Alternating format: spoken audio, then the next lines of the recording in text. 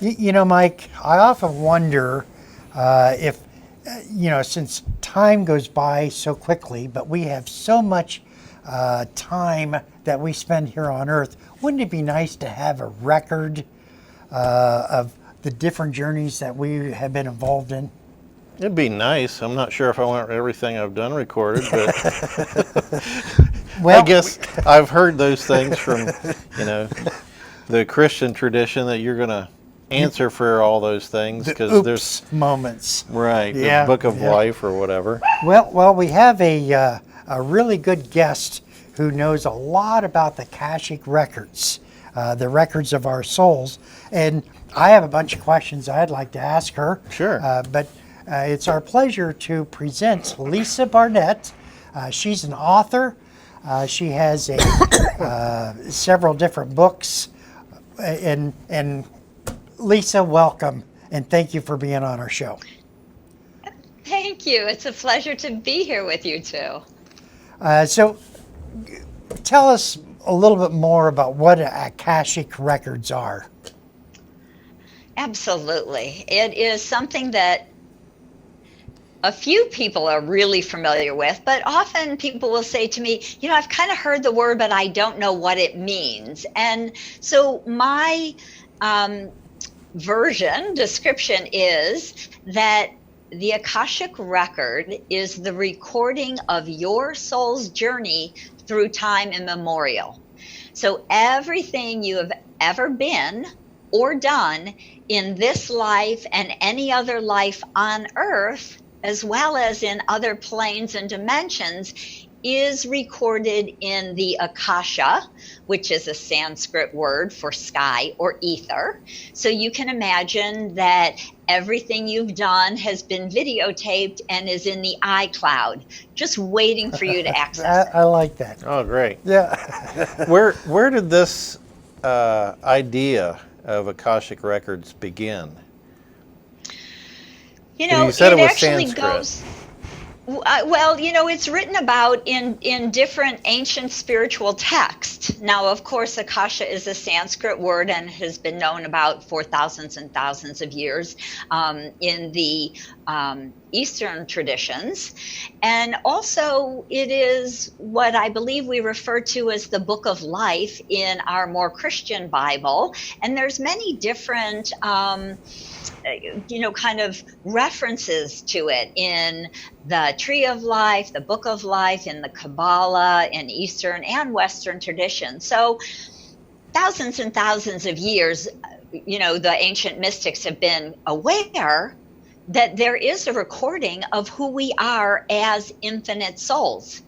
So that's kind of a big deal concept also, which is that we don't live one life.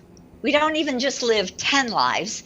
Most of us literally live 600 to 800 lives here on Earth alone. Now, what about... No wonder I'm tired. You look like you've lived 800. Oh, thanks. Now, what about lives on other planets, other galaxies?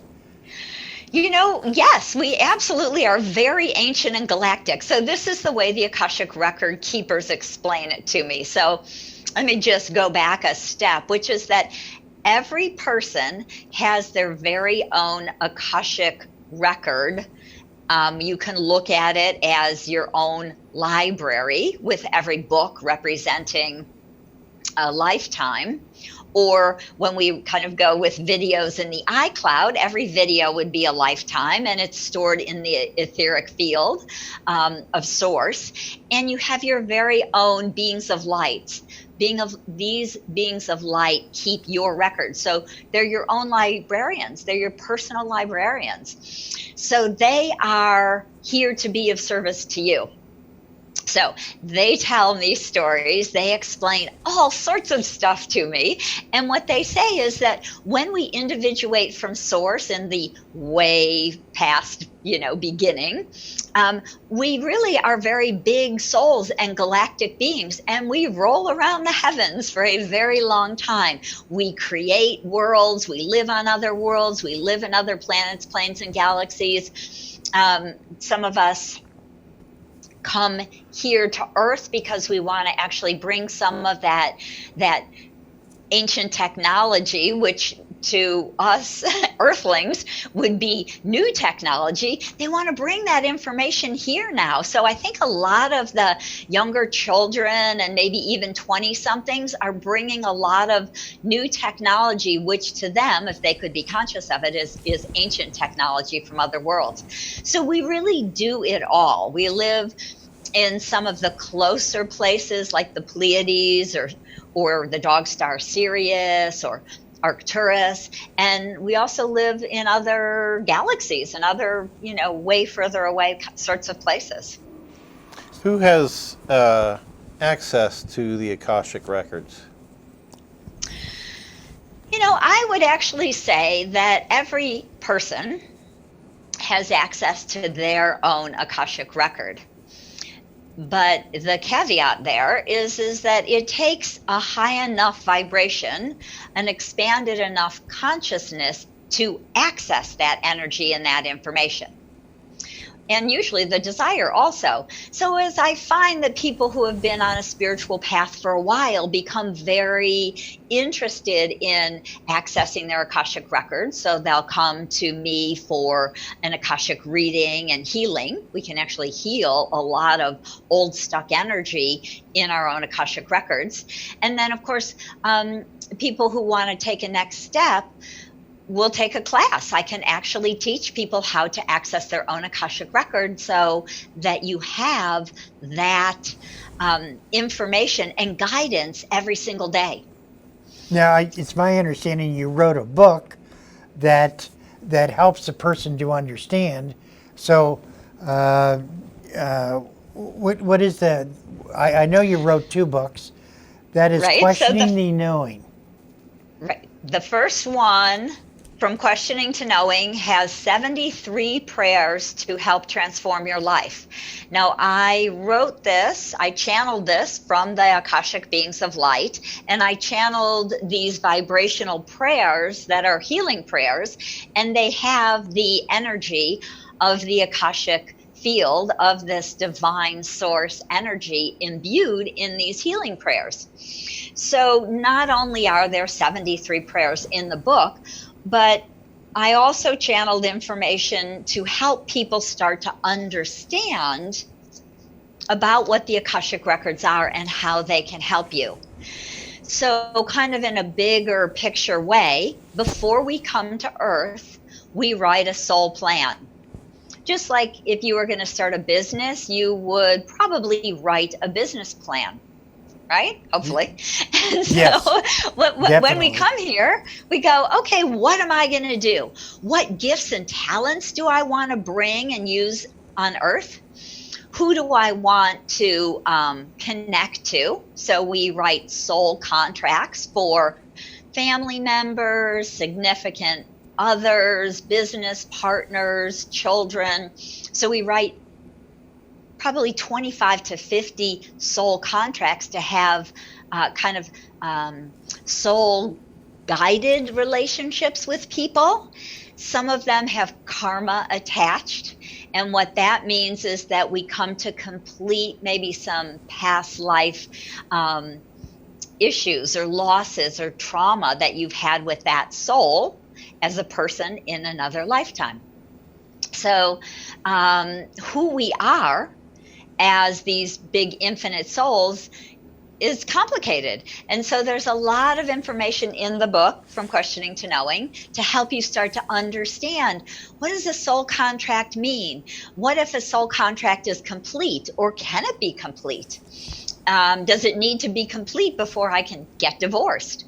Or a lot of people say, why would I pick this family that is so unlike me? Do I have soul contracts with my parents? Right? So all of this is actually written about in your personal Akashic record. So when we access that information, it helps us to understand in a much bigger way why we're having these relationships, who your parents are kind of in the big scheme of things, or maybe why you married someone and are ready to divorce them, because it's really about learning and growing as a soul. Karma is not about punishment or right or wrong. It's about learning.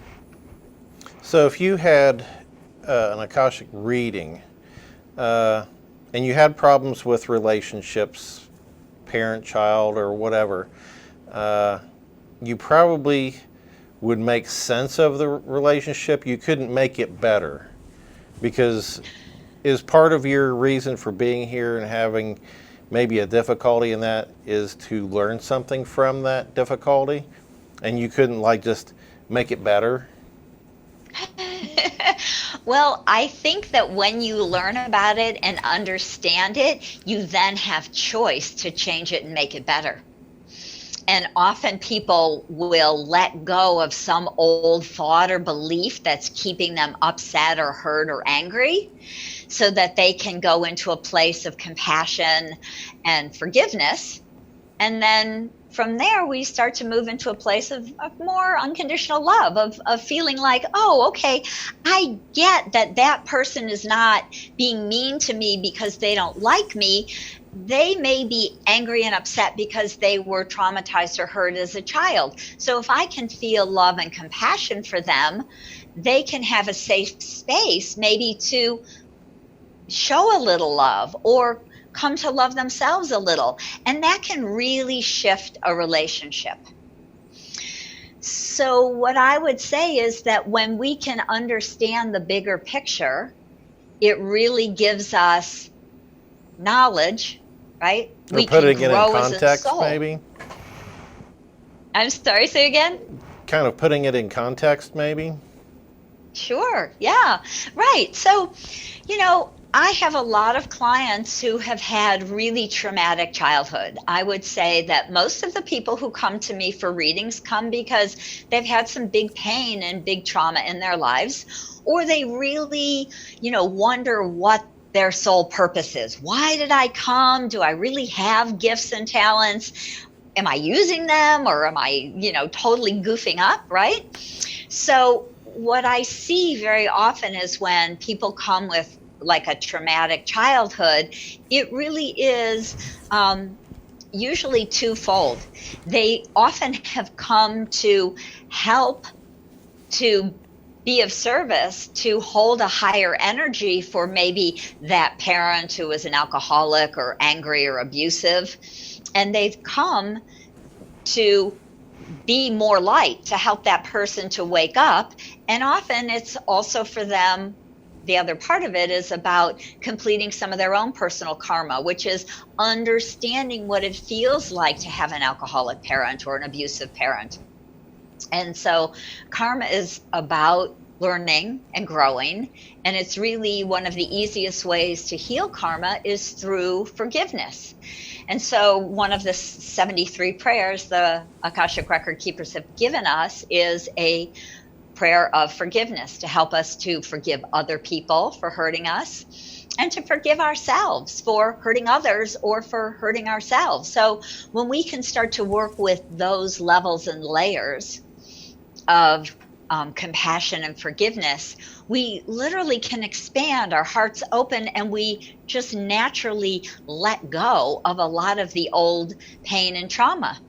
So we can have miraculous healings around relationships through forgiveness. So with a prayer, what does that do? Does it just change your mindset? Does it change the record? Does it somehow interact with it somehow? It does interact with us energetically, because the Akashic beings of light, when they asked me to write this book, they said to me that they would imbue all of these prayers with divine source energy. So there's a very high level of love and light and source energy in all of these prayers always.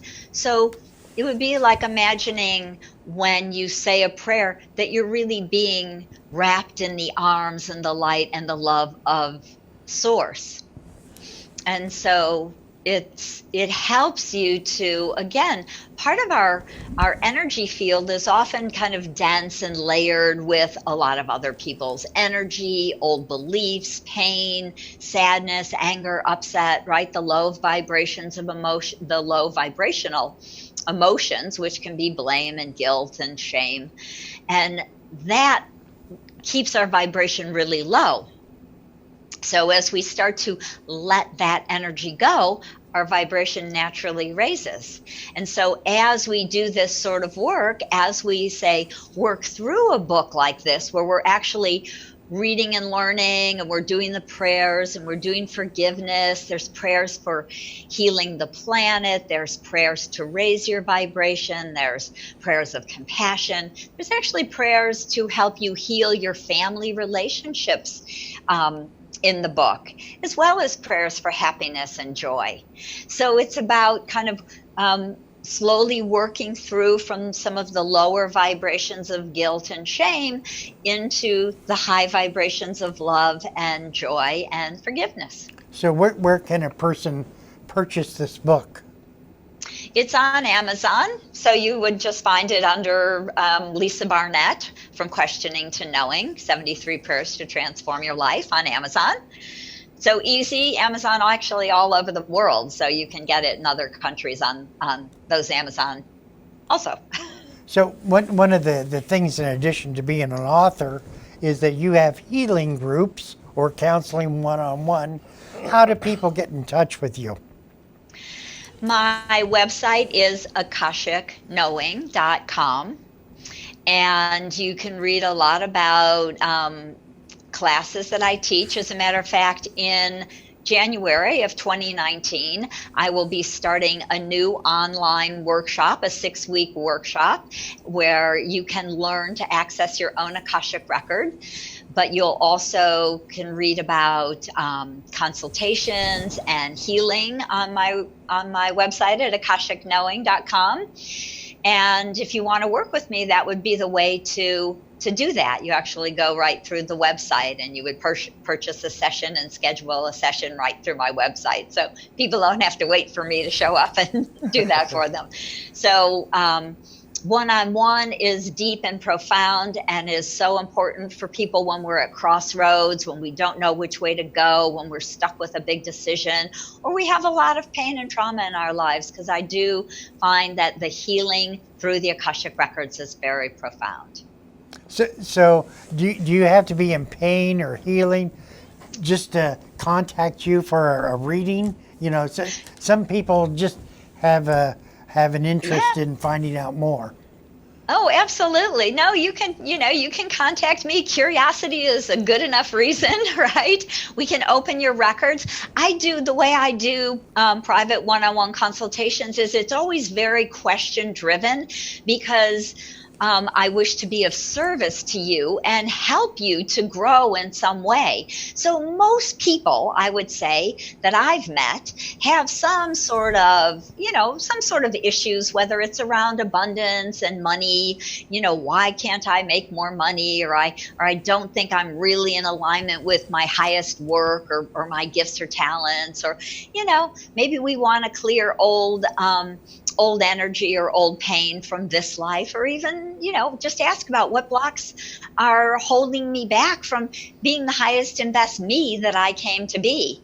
So, right, we can ask just tons of different kind of questions that will help you, because again, as we start to see who we are as these ancient, wise, and expansive souls, it gives us a different idea of the truth of who we are as infinite souls, just having this amazing human experience. So very, very awakening and profound energy when we work in the records. Now, do you go into a trance, or suppose I'm talking to you and I want to find out about my Akashic records? How do you prepare, or what do you do for the person to prepare? Right. Great question. So I've been given a very simple and succinct 5-step wisdom prayer system. So when I teach people and when I do it myself, I use a vibrational key to open the doors to the Akashic Records. So I don't go into a trance state. I actually channel the Akashic Records all the time. I sound the same way as I do right now. So it can be a conversation, but to me, it's a conversation between you and your Akashic Record keepers. And so they answer your questions. It comes to and through me, and I tell you what I hear them say or the images that they give me, and the energy, the explanation, just as the Akashic vibration flows kind of to and through me to heal. Could you share somebody's experience or something that you thought was very surprising or moving when you looked at someone's records? Or would that be a confidentiality thing? Yeah, well, of course, is just kind of a general story. I'm not naming names or anything like Sure. that. But yeah, so just trying to think. Well, I actually did some amazing kind of a first time I worked with someone who was a walk-in, which is kind of a whole nother story. Mm-hmm. It means it's when one soul leaves a body and another soul comes in, and that personality is kind of aware of the change of souls. And so this woman came to me and she said, I've had this soul walk in about 3 years ago, and it's fabulous because I'm no longer in emotional pain. Like the original soul had a lot of pain and trauma and, big emotions. It was just miserable. And then she left and this big wise soul came in. So I went into her records and I asked if they could explain it more for us. And what they said, which was very surprising to me, was that the soul that was really in the body was the soul that usually would come into the body and had really come to awaken. But because she was having so much kind of emotional pain and trauma, even though she didn't actually have a traumatic life, it was like that she was carrying from many lifetimes that she as a soul wanted to clear. It's almost like the oversoul, the bigger soul, pulled that aspect out, and the oversoul came in, the bigger, wiser aspect of that soul. So the interesting thing to me was that it actually wasn't a completely different soul in this case. I do believe with many walk-ins, it's a completely different soul. But in this case, the oversoul actually pulled out the painful aspect and came fully in herself. So the bigger, wiser soul became embodied. So it's really fascinating to see these sorts of things. There was one thing you said before that sometimes you'll be here for bringing light to a situation. Say if somebody's an alcoholic, you'll be the light that may inspire them. I can see being that person, the lighter person, getting tired of just, being the up one all the time and saddled with this other person that's like giving them problems. And they're trying to inspire them and they're not getting it.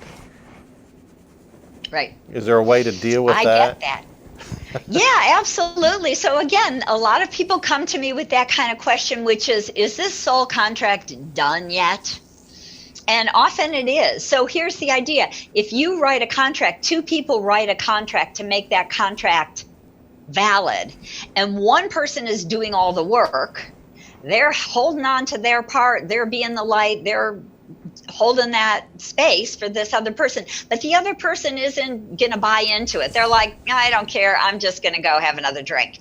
And so the soul contract actually becomes invalidated because it's a one-sided contract. So if you do your work and you hold up your side of the contract and the other person doesn't, it actually cancels that contract out. So you are then free to go on about your business, because you can't change someone else. You can be the light, you can be the love, you can be the wisdom, but you can Again, only you can take that horse to water, but you can't make it drink, right? Right. So it's the same thing with the soul contract. When the other person is not living up to their side of the contract, it invalidates the contract, and you're free to go. Do you see auras around people when you talk with them, or do you? Is it more of a sensory kind of thing, or imagination, or not imagination? You know, where you Right. perceive. I am more clairvoyant, clairaudient, which means I hear. I'm very clairaudient. I hear stories. They talk to me. I can hear them.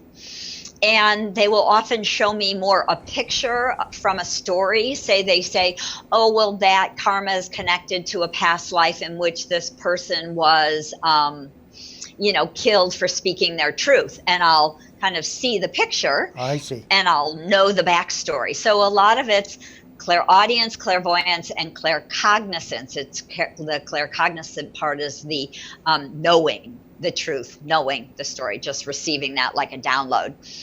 Compared to not that many people actually see physical auras. And even when people do say, I can see the aura around your body, it's usually in their mind's eye, kind of in a projector room inside Sure. their head. Sure.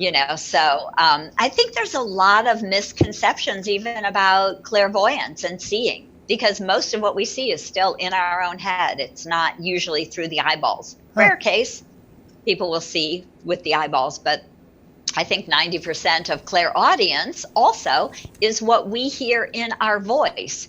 But we learn to tell the difference between our mind chatter and a channeling voice.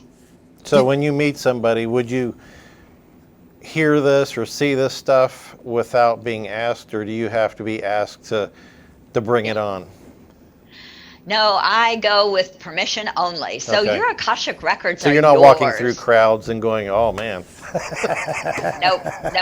Some people who are more kind of psychic, open, clairsentient will experience things in that way, where they'll really feel and know and get, and that's much more of a really kind of open energy field where you're like sensitive to everything around you.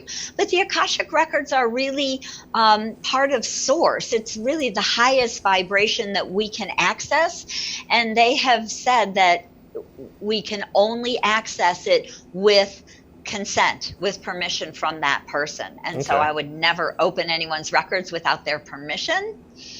Well, And you really have to ask. I was going to ask you if you saw any general pictures before the show, before the telecast. Did you see any pictures? Oh, interesting. Honestly, I was doing a healing group right before I came on. And so part of what I was seeing and hearing from the Akashic Record Keepers was about how important, so this feels like a great message for your listeners also, how important it is for us to allow ourselves to let go of our own old stories of lack, of doubt, of low self-esteem, to let go of that story that I'm not good enough and I don't deserve this, because it's one of the biggest energies and conscious and unconscious beliefs that holds everyone on the planet back from creating the life that their soul came to create. So when we believe that we're not good enough, we're not smart enough, we aren't, born in the right family or have the right education to create an abundant life, whatever our story is, it's our own self-doubt and our own lack of self-love. Often that is what holds us back from creating our own version of heaven on earth. Oh, I think that's fantastic. Lisa, I want to thank you very much for coming on our Forum of Reality. We're talking with Lisa Barnett. She's the author. You can go to her website at akashicknowing.com. And Lisa, we hope to talk with you very soon. Mike, great conversation. Great understanding. I think we ought to do it again. Yeah, I think so. I think so. All right. Well, thank you everyone for watching, and we'll see you again next time on Form of Reality.